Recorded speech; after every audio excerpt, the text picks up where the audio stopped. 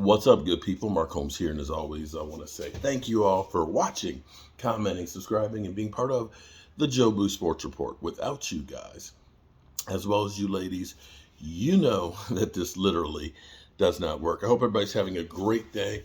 I am having a wonderful, wonderful day. Got started here at the Red Brick House bright and early, and getting her done, as Jet D would say.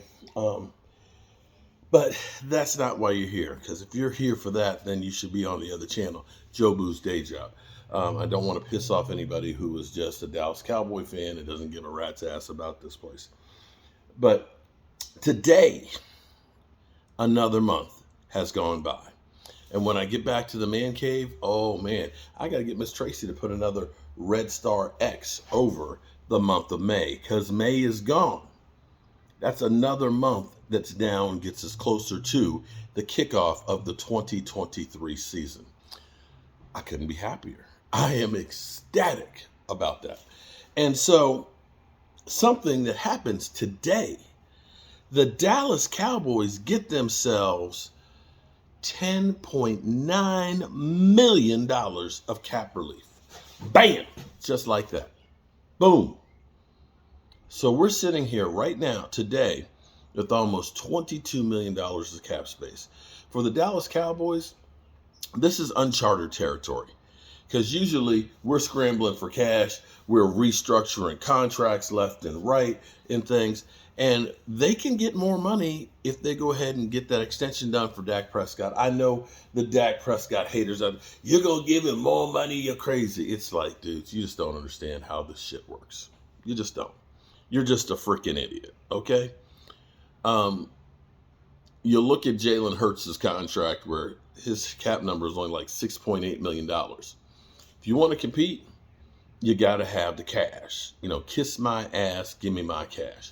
And the Cowboys have to sign Diggs. They got to sign CeeDee Lamb. And next year they're going to have to sign Micah Parsons too. So they've got work that they got to do to get this shit together. It's just no ifs, ands, or buts about it. So Dak getting an extension, that's going to happen. Whether you want it or not, that's going to happen. The other thing, earth-shattering last night, which it's a surprise that it finally did happen, but it's not a surprise that it was going to happen. We know that Shannon Sharpe and Skip Bayless, you know, there's a lot of fake juice, you know, fake drama for your mama. That always happens on these shows, you know. Skip and Shannon, you know, a lot of that is just made up drama. You know that. But sometimes things would kind of cross the line and you'd be like, wait a minute, Shannon Sharpe, he didn't really do that to Shannon Sharpe. No, come on, man. He really didn't go there, did he? And yes, he did go there. Yes. Skip Bayless has gotten to be, as time has gone on, worse and worse. That angry old dude on the front porch that's, you know, screaming, get off my lawn. But I don't know if this is him trying to stay relevant and trying to grab the headlines, because in the end, it doesn't matter about being right. It doesn't matter about the story. The only thing that matters these days, because guys say crazy shit all the time that is so far off base, there's no ramifications about it. There is no integrity about what they put out. The only thing that I think that the networks and stuff care about is that somebody's watching. That's it. Is somebody watching? Okay, we're cool. No problem. Say what you want, as long as they're watching. If they're not watching, then we got a problem with what you're saying. So this is the world of sports talk now. And you see that Skip Bayless, who, you know, he's getting paid a whole lot of money, who, when Shannon Sharpe started, Shannon Sharpe was eyes wide open and, you know, just happy to have the job. Well, Shannon Sharpe has made enough of a name that his ego has grown with it as well. His notoriety has grown as well. So you can't use him as your whipping boy the way you used to. And Skip Bayless had gotten to be even more so, going over the line with some of the things that he says.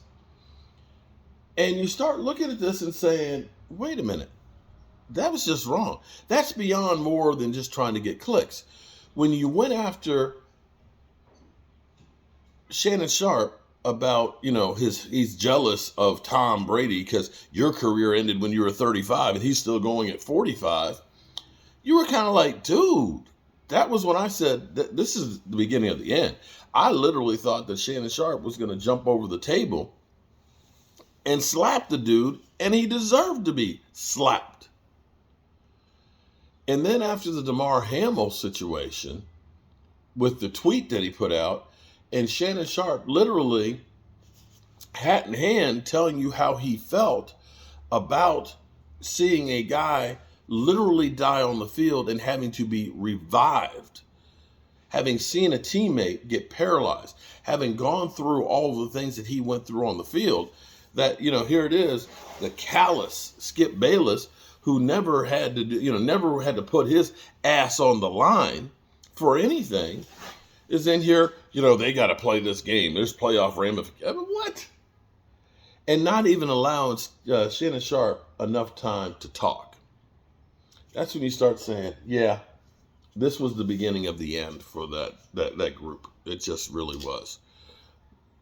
So what will Shannon Sharp do?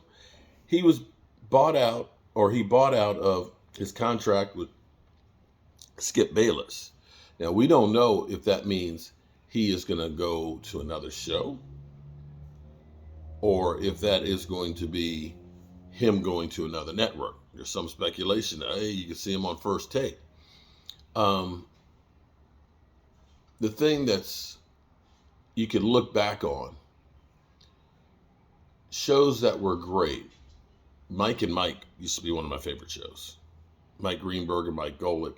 And they gotten to the point where Mike Golick was just kind of like, I'm sick of Greenberg. Greenberg has gotten to be the point now where he's almost unwatchable. And so you see these shows that were working for a multitude of reasons, all of a sudden, just not anymore. The guys, when they leave that partnership, I'm not saying that First Take is tanking. I'm not saying that Undisputed isn't being watched.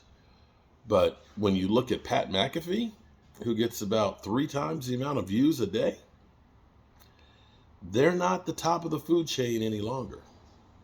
So that's where we are.